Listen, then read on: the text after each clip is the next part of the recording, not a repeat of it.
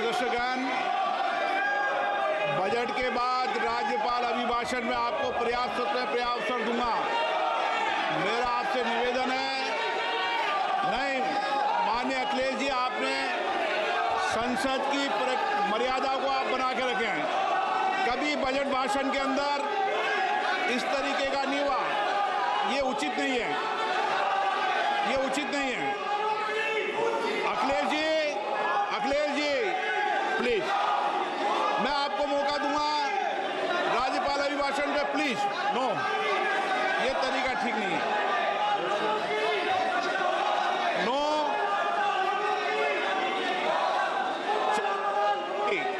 राज्यपाल अभिभाषण पर चर्चा होगी। नो तरीका। Honorable Speaker, I present the budget for 25-26. This budget continues our government's efforts to A. Accelerate growth, B. Secure inclusive development, C. Invigorate private sector investments, D. Uplift household sentiments, and E. Enhance spending power of India's rising middle class. Together, we embark on a journey to unlock our nation's tremendous potential for greater prosperity and global positioning under the leadership of Honorable Prime Minister Shri Narendra Modi.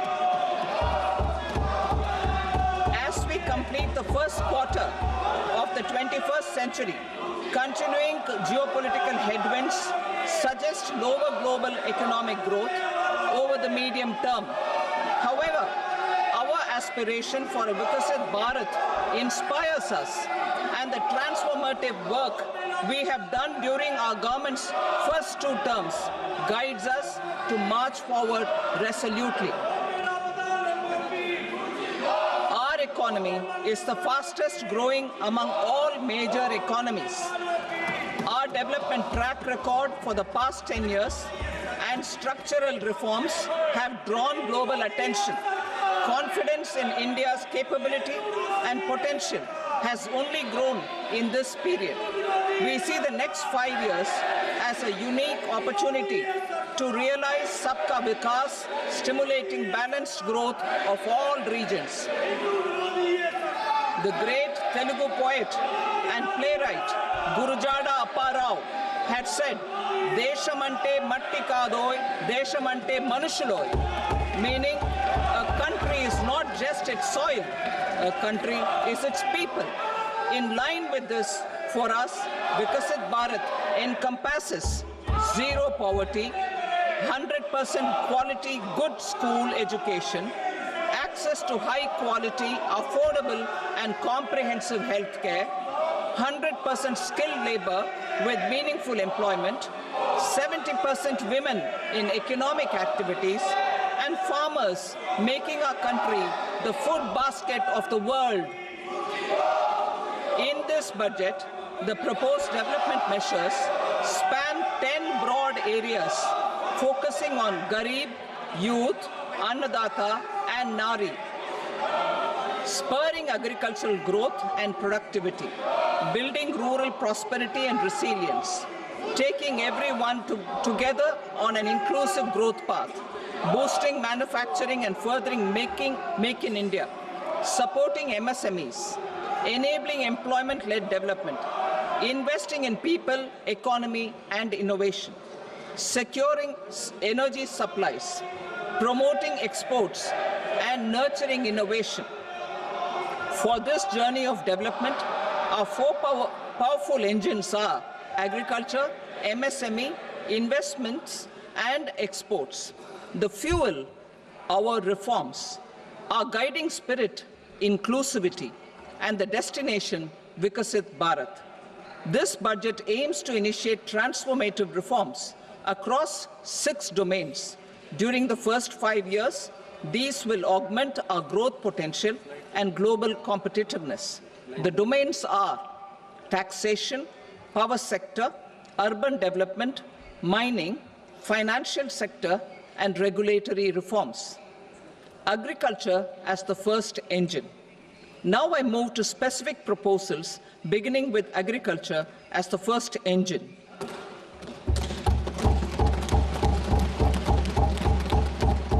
Prime Minister Dhan Dhanya Krishi Yojana, Developing Agri-Districts Program.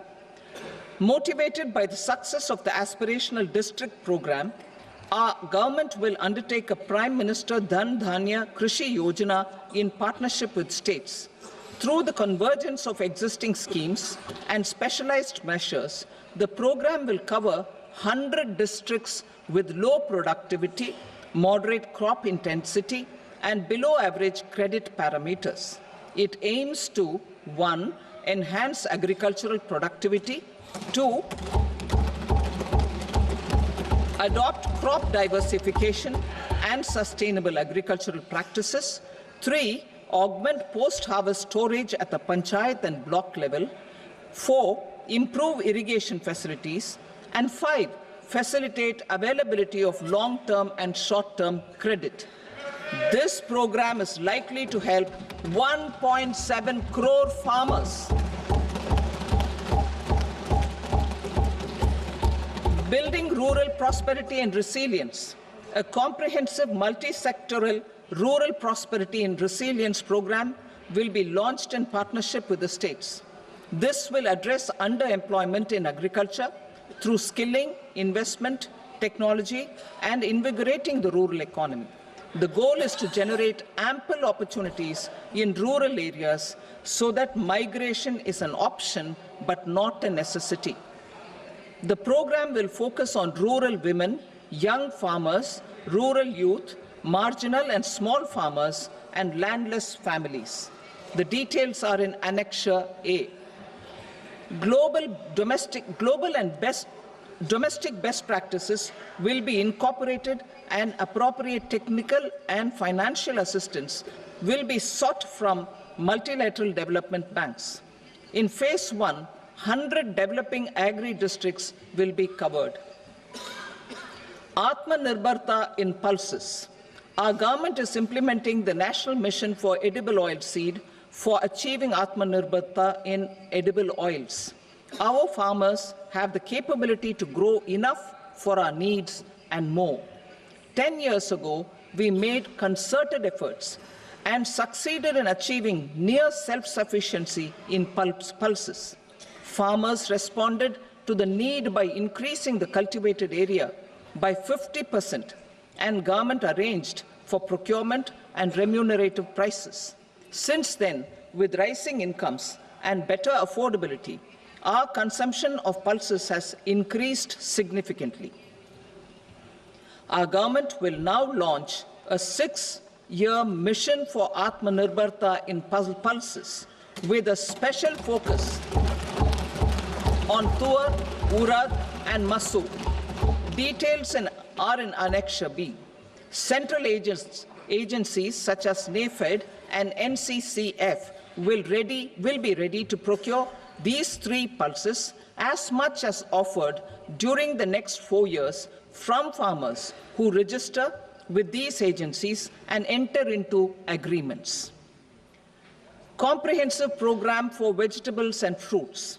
It is encouraging that our people are increasingly becoming aware of their nutritional needs. It is a sign of a society becoming healthier. With rising income levels, the consumption of vegetables, fruits, and Sri Anna is increasing significantly. A comprehensive program to promote production, efficient supplies, processing, and remunerative prices for farmers will be launched in partnership with the states. Appropriate institutional mechanisms for implementation and participation of farmer-producer organizations and cooperatives will be set up. Makhana Board in Bihar. For this, there is a special opportunity for the people of Bihar. A Makhana Board will be established in the state to improve production, processing, value addition, and marketing of Makhana. The people engaged in these activities will be organized into FPOs. The board will provide hand-holding and training support to Makhana farmers and will also work to ensure they receive the benefits of all relevant government schemes. A national mission on high-yielding seeds will be launched, aimed at 1. Strengthening research ecosystem, 2. Targeted development and propagation of seeds with high yield, pest resistance, and climate resilience, and 3. Commercial availability of more than 100 seed varieties released since July 2024. India ranks second largest globally in fish production and aquaculture. Seafood exports are valued at 60,000 crore rupees. To unlock the untapped potential of the marine sector, our government will bring in an enabling framework for sustainable harnessing of fisheries from Indian exclusive economic zone and high seas, with a special focus on the Andaman and Nicobar and Lakshadweep Islands. For the benefit of lakhs of cotton growing farmers, I am pleased to announce a mission for cotton productivity. This 5-year mission will facilitate significant improvements in productivity and sustainability of cotton farming and promote extra long staple cotton varieties. The best of science and technology support will be provided to farmers. Aligned with our integrated 5F vision for the textile sector, this will help in increasing incomes of the farmers and ensure a steady supply of quality cotton for rejuvenating India's traditional textile sector. Kisan credit cards facilitate short-term loans for 7.7 crore farmers, fishermen, and dairy farmers. The loan limit under modified interest subvention scheme will be enhanced from 3 lakh rupees to 5 lakh rupees for loans taken through the KCC. For Atmanirbharta in urea production, our government had reopened 3 dormant urea plants in the eastern region. To further augment urea supply, a plant with annual capacity of 12.7 lakh metric tons will be set up at Namrup in Assam.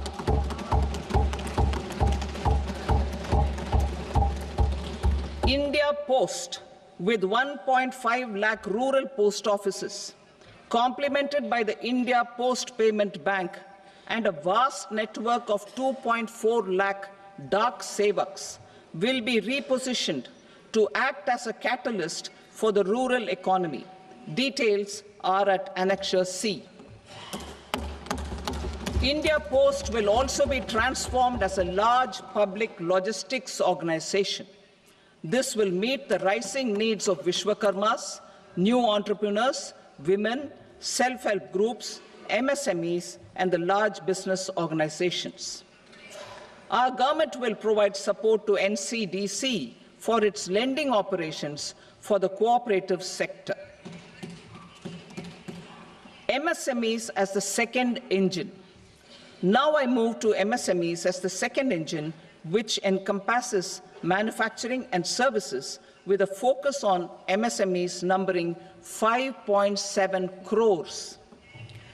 Currently, over 1 crore registered MSMEs, employing 7.5 crore people and generating 36% of our manufacturing, have come together to position India as a global manufacturing hub. With their quality products, these MSMEs are responsible for 45% of our exports. To help them achieve higher efficiencies of scale, technological upgradation, and better access to capital, the investment and turnover limits for classification of all MSMEs will be enhanced to 2.5 and 2 times respectively. This will give them the confidence to grow and generate employment for our youth. The details are given in Annexure D. To improve access to credit, the credit guarantee cover will be enhanced.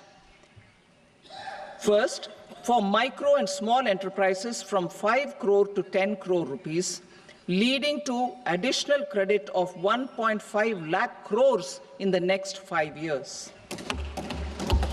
Second, for startups from 10 crore rupees to 20 crore rupees, with the guarantee fee being moderated to 1% for loans in 27 focus sectors which are important for Atmanirbhar Bharat.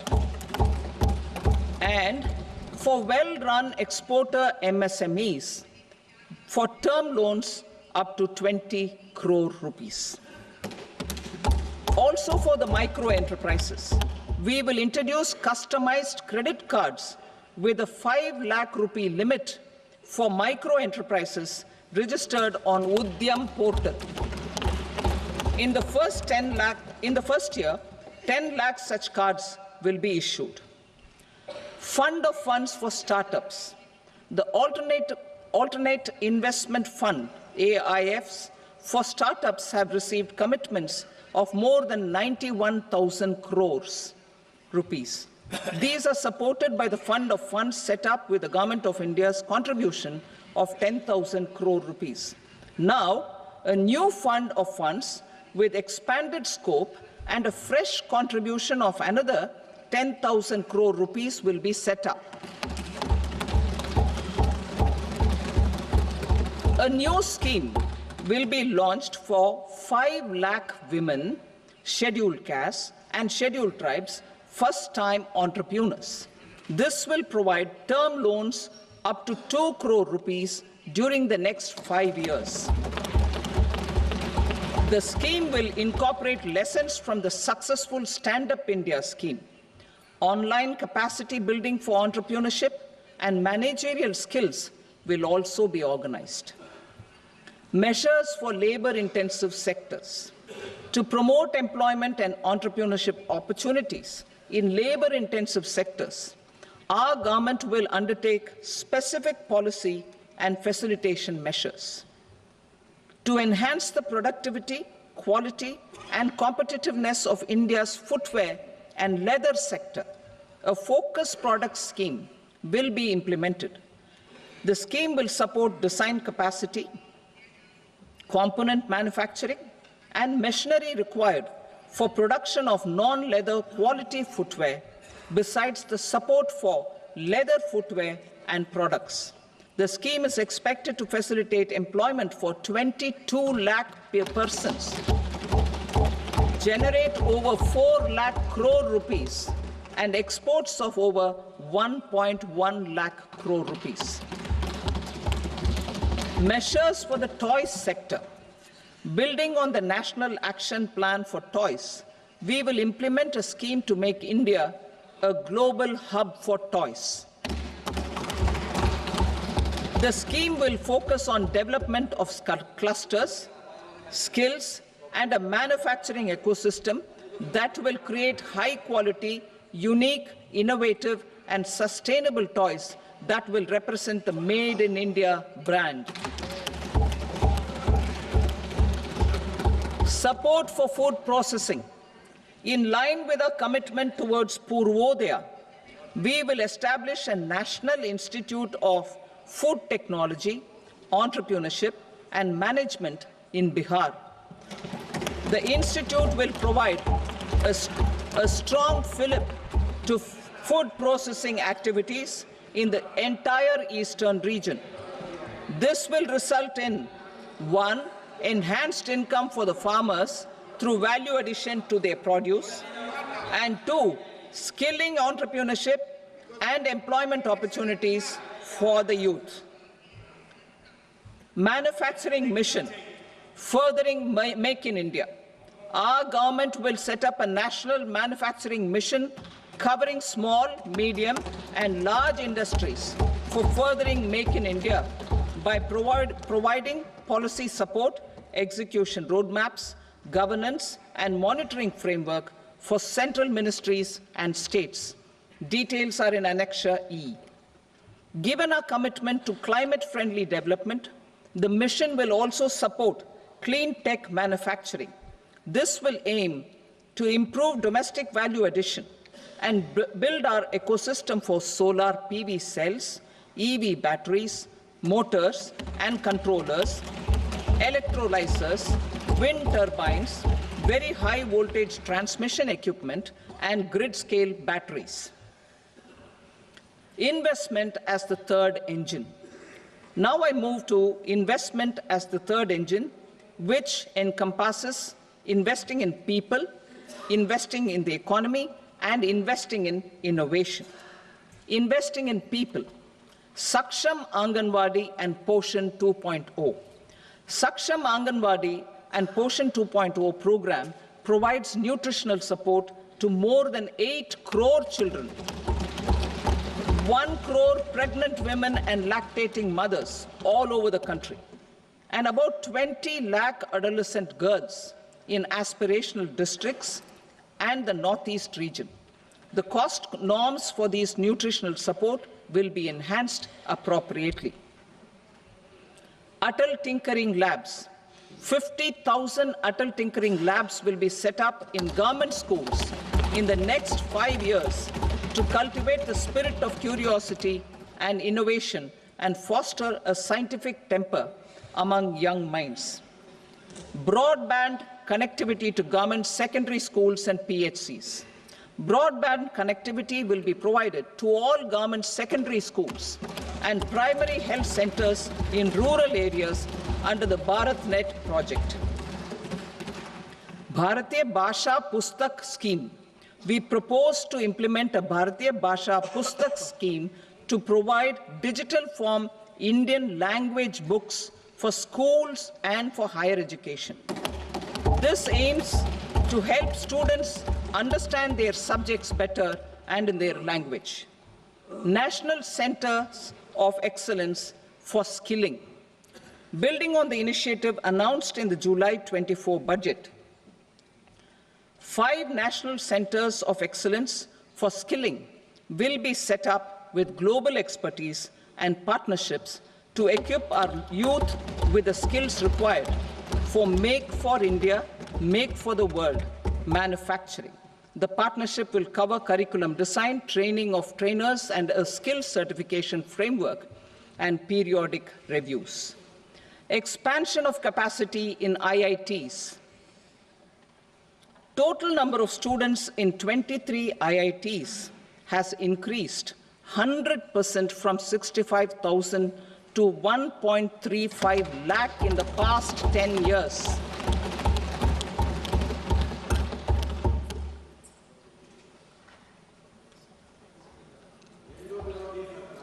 Additional infrastructure will be created in the 5 IITs started after 2014 to facilitate education for 6,500 more students.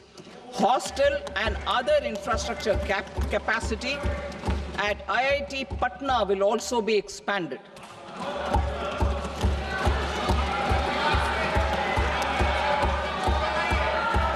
Center of Excellence.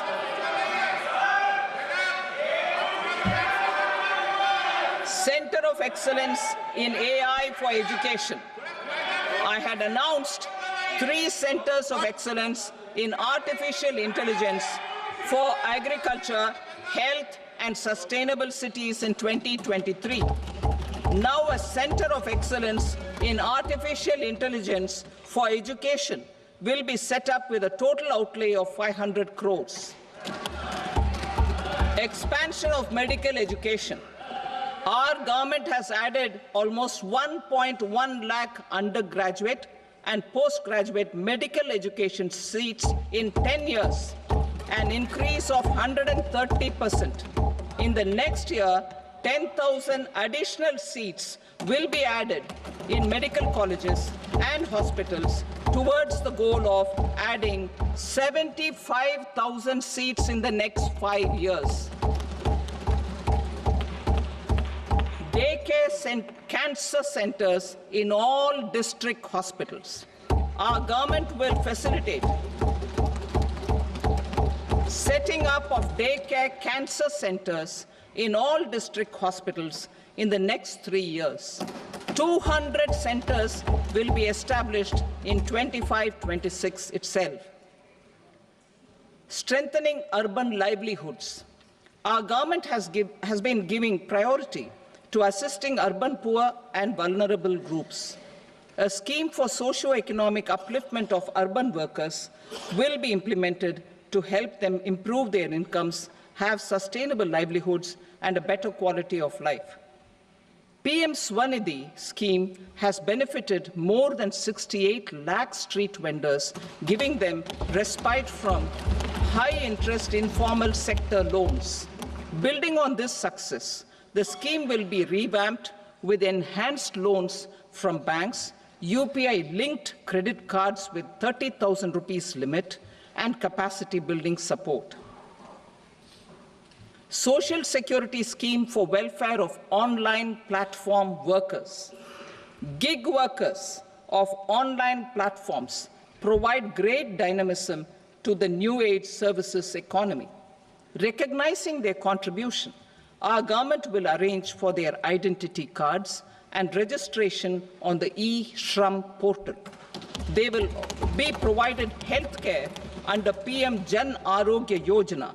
This measure is likely to assist nearly 1 crore gig workers.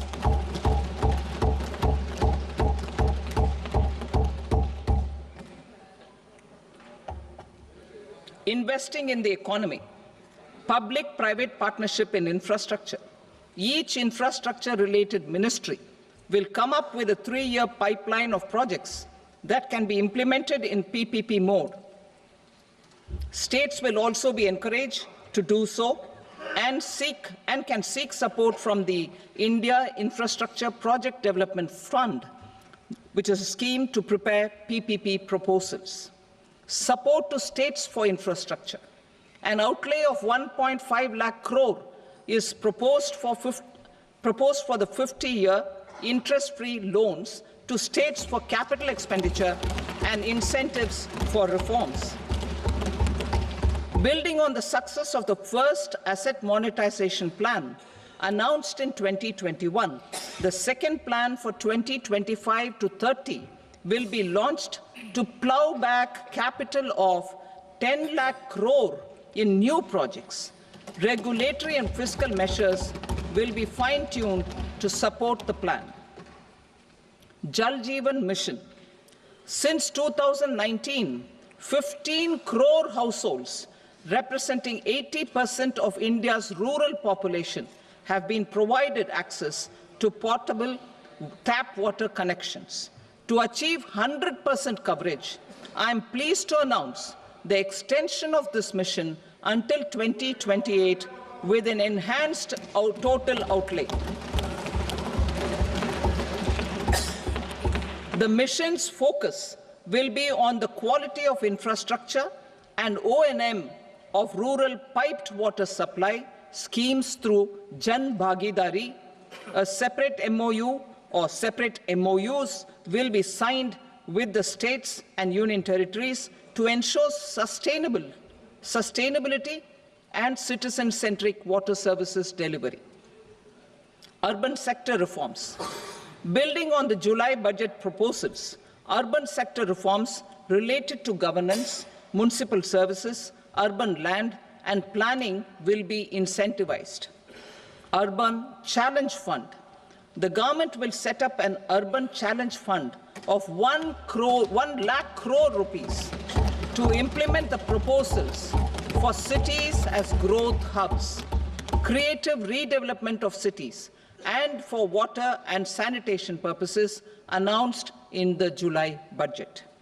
This fund will finance up to 25% of the cost of bankable projects, with a stipulation that at least 50% of the cost is funded from bonds, bank loans, and PPPs.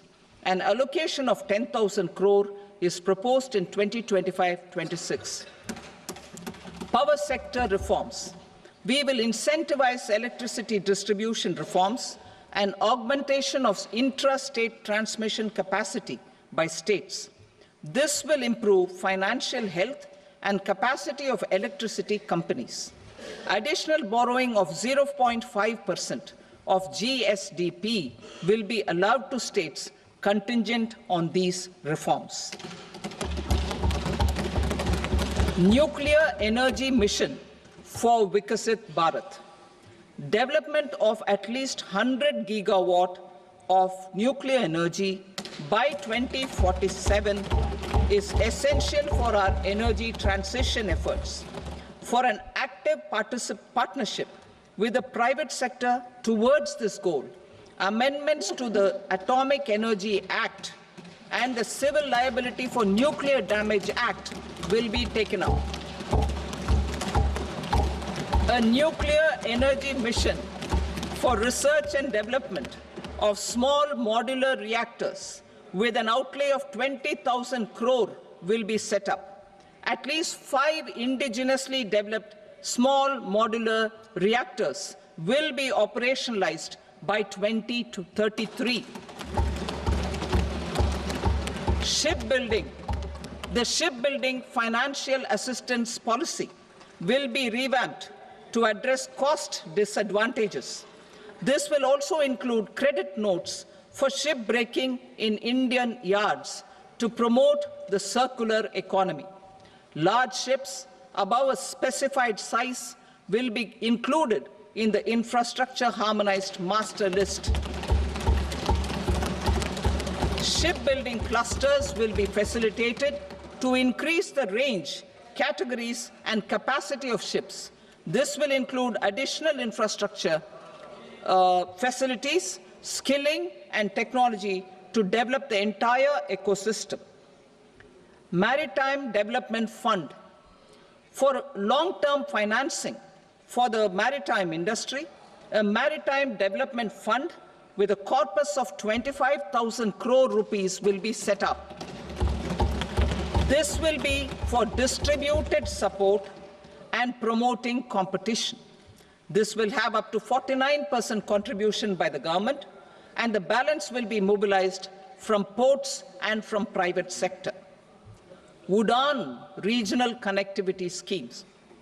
UDAN has enabled 1.5 crore middle-class people to meet their aspirations for speedier travel. The scheme has connected 88 airports, and operationalized 619 routes. Inspired by that success, a modified UDAN scheme will be launched to enhance regional connectivity to 120 new destinations and carry 4 crore passengers in the next 10 years. 4 crore additional passengers in the next 10 years. The scheme will also support helipads and smaller airports in hilly, aspirational, and northeast regional districts. Greenfield airports will be facilitated in Bihar to meet the future needs of the state. These will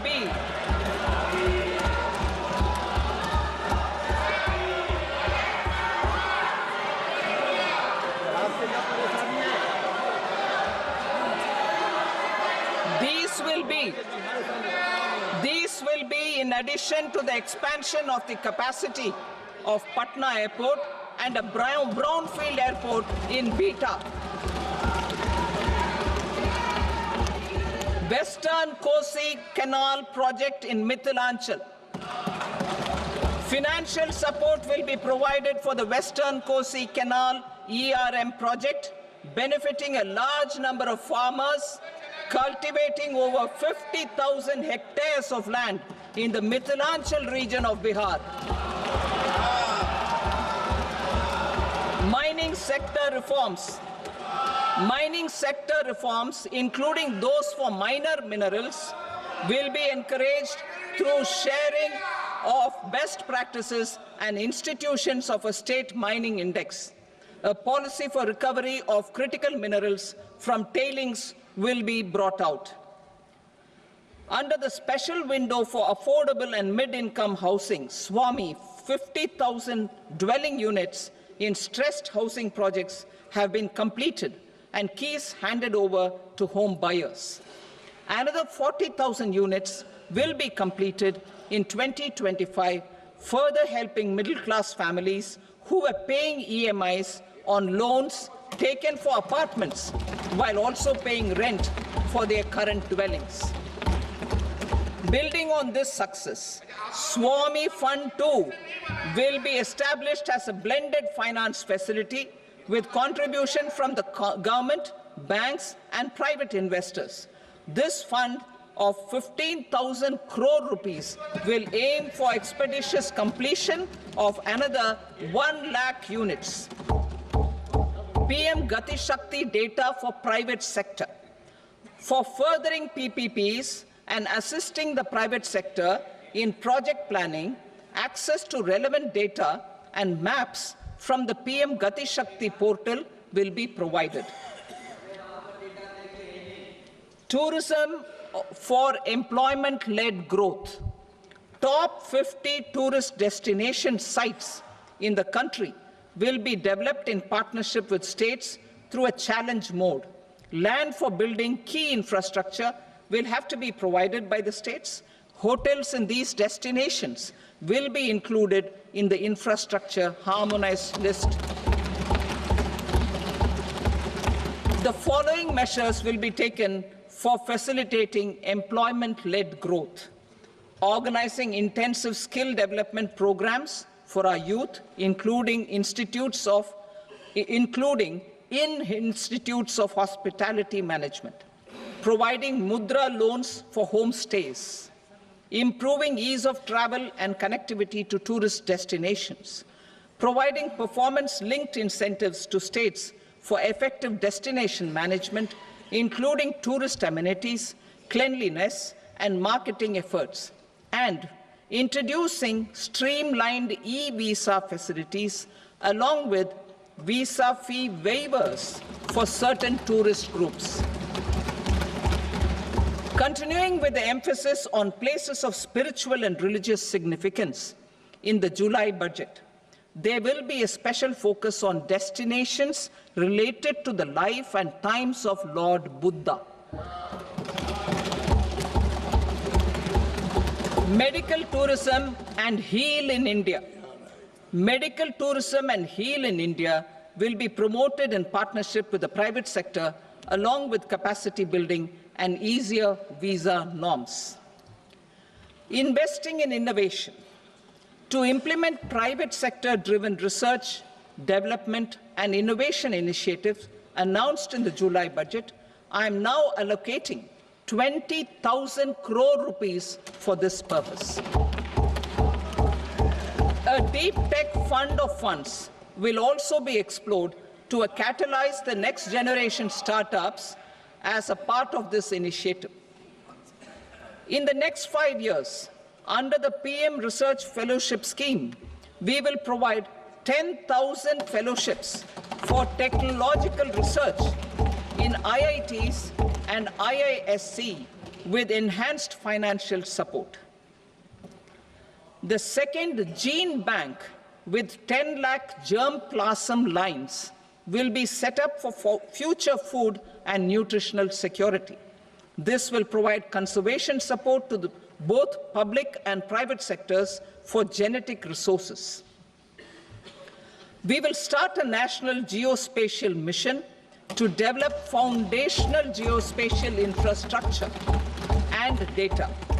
Using PM Gati Shakti, this mission will facilitate modernization of land records, urban planning, and design of infrastructure projects. A Gyan Bharatam mission for survey, documentation, and conservation of our manuscript heritage with academic institutions, museums, libraries, and private collectors will be undertaken to cover more than 1 crore manuscripts. We will set up a national digital repository of Indian knowledge systems for knowledge sharing. Now I move to exports as the fourth engine. We will set up an export promotion mission with sectoral and ministerial targets driven jointly by the Ministries of Commerce, MSME, and Finance. It will facilitate easy access to export credit, cross-border factoring support, support to MSMEs to tackle non-tariff measures in overseas markets.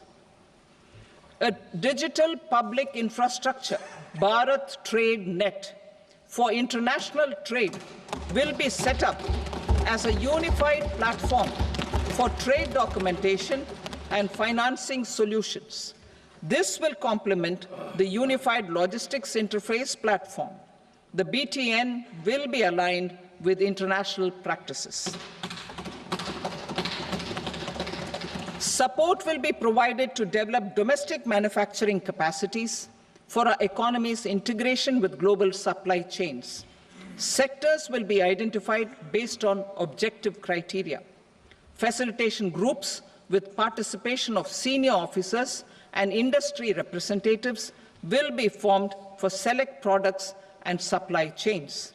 Through this, there are huge opportunities related to Industry 4.0, which needs high skills and talent. Our youth have both. Our government will support the domestic electronic equipment industry to leverage this opportunity for the benefit of our youth. A national framework will be formulated as guidance to states for promoting global capability centers in emerging Tier 2 cities. This will suggest measures for enhancing availability of talent and infrastructure, building bylaw reforms, and mechanisms for collaboration with industry. Our government will facilitate upgradation of infrastructure and warehousing for air cargo, including high-value perishable horticultural produce. Cargo screening and customs protocol will be streamlined and made user-friendly. Reforms as the fuel. Over the past 10 years, our government has implemented several reforms for convenience of taxpayers, such as faceless assessment, 2, taxpayer charter, 3, faster returns, 4, almost 99% returns being on self-assessment, and 5, Vivad Se Vishwas scheme.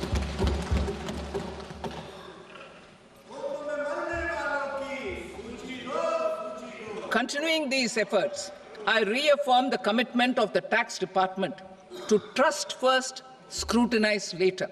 I also propose to introduce the new income tax bill next week.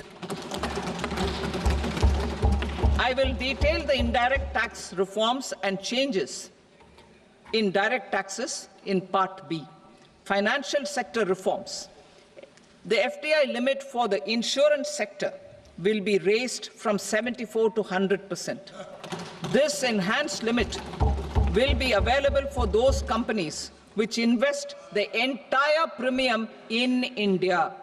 The current guardrails and conditionalities associated with foreign investment will be reviewed and simplified. The services of India Post Payment Bank will be deepened and expanded in rural areas. NABFID will set up a partial credit enhancement facility for corporate bonds for infrastructure.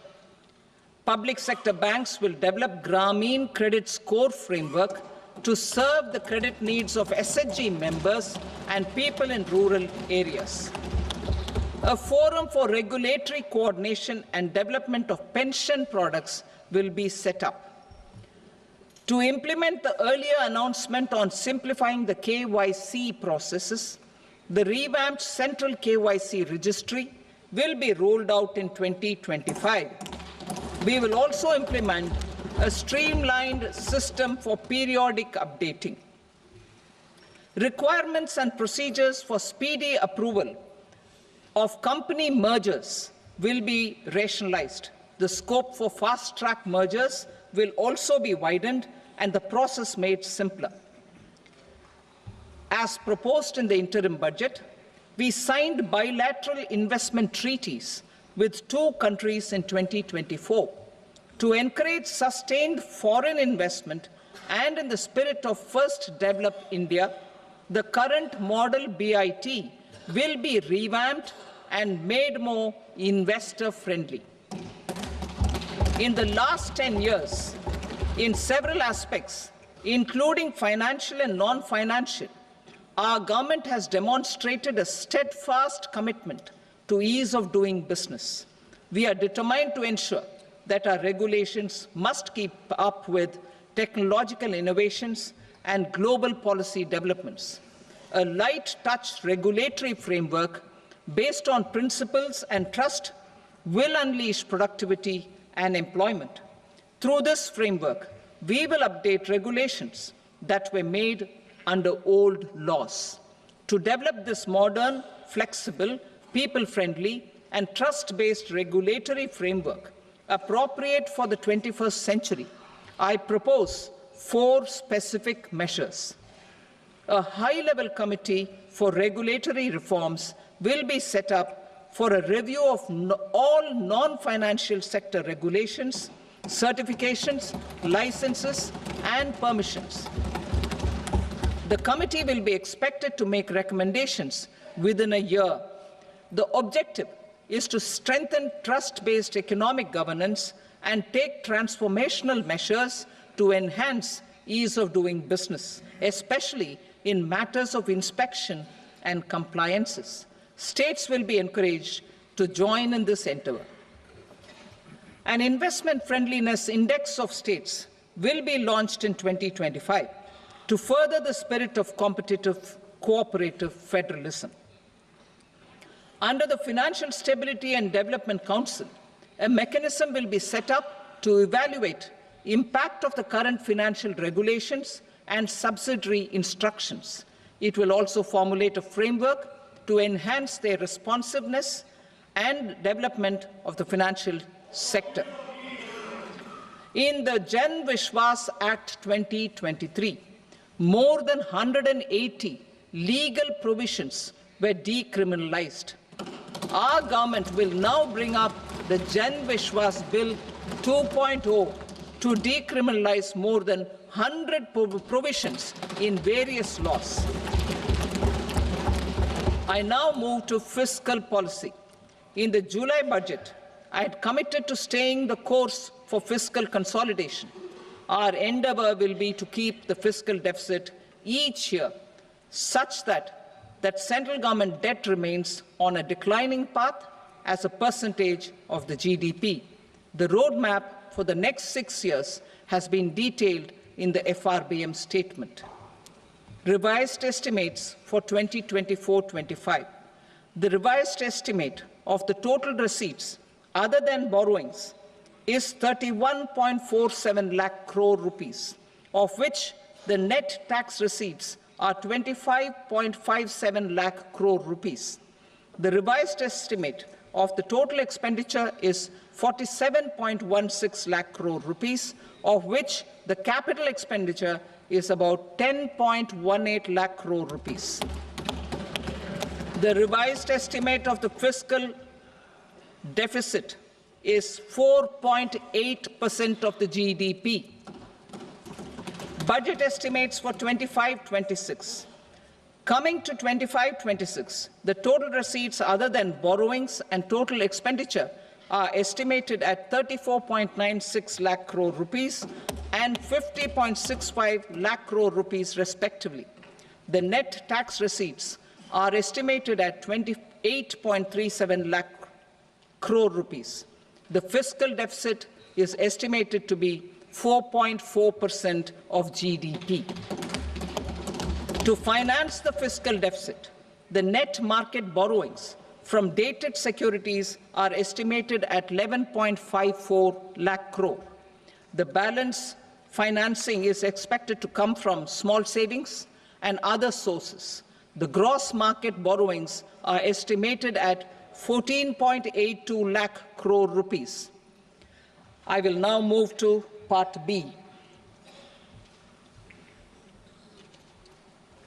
Indirect taxes. My proposals relating to customs aim to rationalize tariff structure and address duty inversion. These will also support domestic manufacturing and value addition, promote exports, facilitate trade, and provide relief to common people. Rationalization of customs tariff structure for industrial goods. As a part of comprehensive review of customs rate structure announced in July 2024 budget, I propose to 1. Remove 7 tariff rates. This is over and above the 7 tariff rates removed in 23-24 budget. After this, there will be only 8 remaining tariff rates, including 0 rate. 2. Apply appropriate cess to broadly maintain effective duty incidence, except on a few items where such incidence will reduce marginally. 3. Levy not more than 1 cess or surcharge. Therefore, I propose to exempt social welfare surcharge on 82 tariff lines that are subject to a cess. I shall now take up sector-specific proposals. To provide relief to patients, particularly those suffering from cancer, rare diseases, and other severe chronic diseases, I propose to add 36 life-saving drugs and medicines to the list of medicines fully exempted from basic custom duty.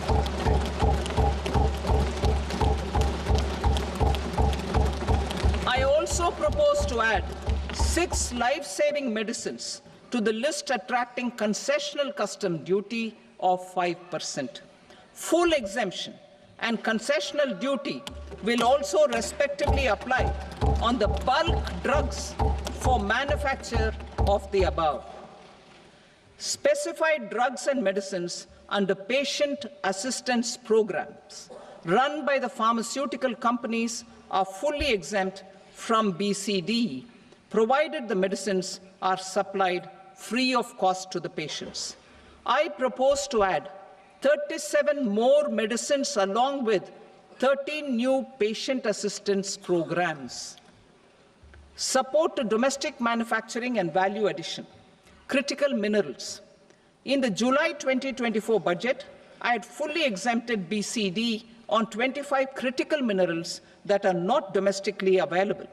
I had also reduced BCD of 2 other such minerals to provide a major fillip to their processing, especially by MSMEs. Now, I propose to fully exempt cobalt powder and waste, the scrap of lithium-ion battery, lead, zinc, and 12 more critical minerals. This will help secure their availability for manufacturing in India and promote more jobs for our youth. To promote domestic production of technical textile products such as agro-textiles, medical textiles, and geotextiles at competitive prices, I propose to add 2 more types of shuttle-less looms to the list of fully exempted textile machinery. I also propose to revise the BCD rate on knitted fabrics covered by 9 tariff lines from 10 or 20 to 20% or 115 rupees per kg, whichever is higher. Electronic goods. In line with our Make in India policy and to rectify inverted duty structure, I propose to increase the BCD on interactive flat panel display from 10% to 20% and reduce the BCD to 5% on open cell and other components. In 23-24 budget, for the manufacture of open cells of LCD, LED TVs, I had reduced the BCD on parts of open cells from 5% to 2.5%. To further boost the manufacture of such open cells, the BCD on these parts will now stand exempted. Lithium-ion battery. To the list of exempted capital goods, I propose to add 35 additional capital goods for EV battery manufacturing and 28 additional capital goods for mobile phone battery manufacturing. This will boost domestic manufacture of lithium-ion batteries, both for mobile phones and for electric vehicles. Shipping sector. Considering that shipbuilding has a long gestation period, I propose to continue the exemption of BCD on raw materials, components, consumables, or parts for the manufacture of ships for another 10 years.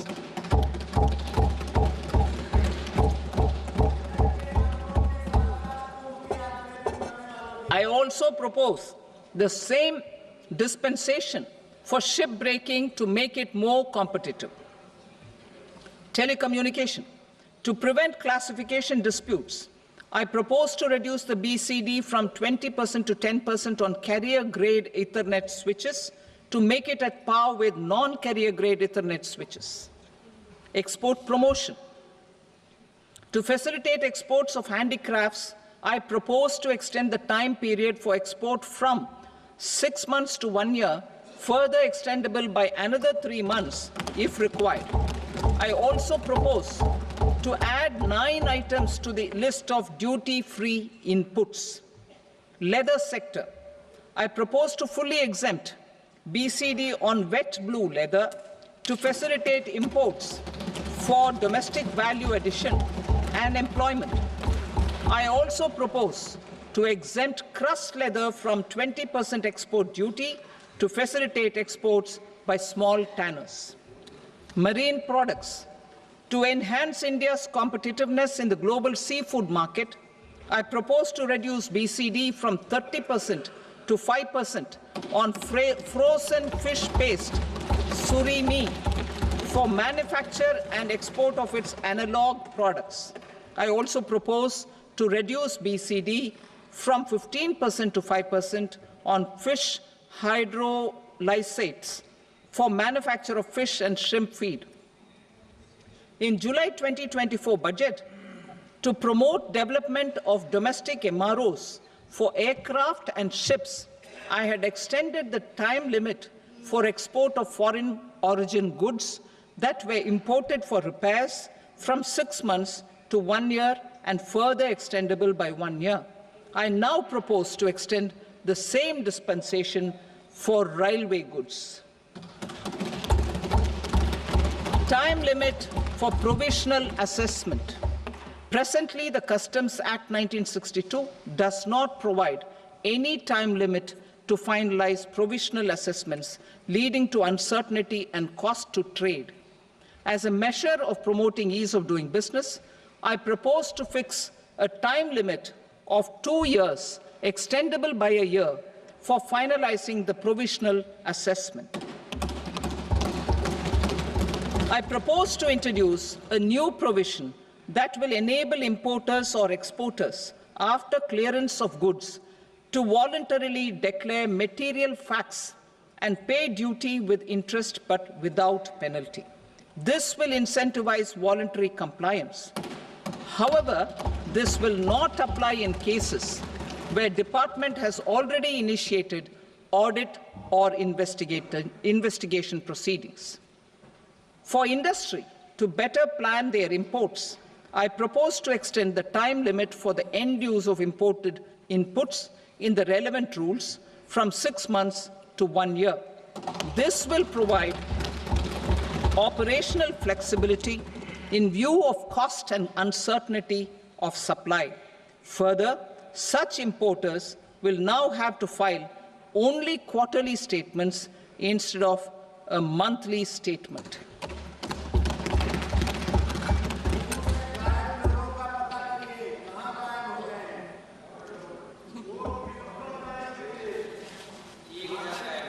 I now come to my direct tax proposals.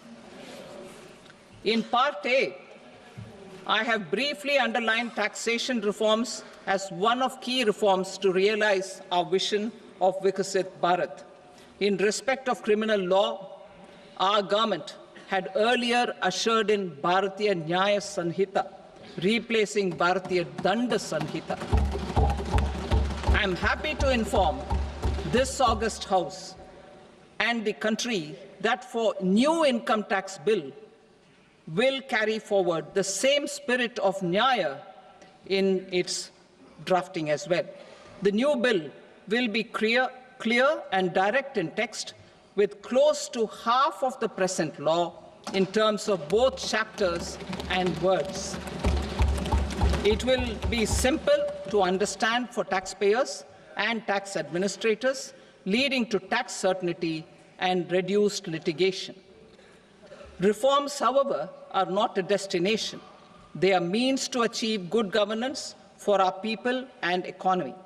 Providing good governance primarily involves being responsive.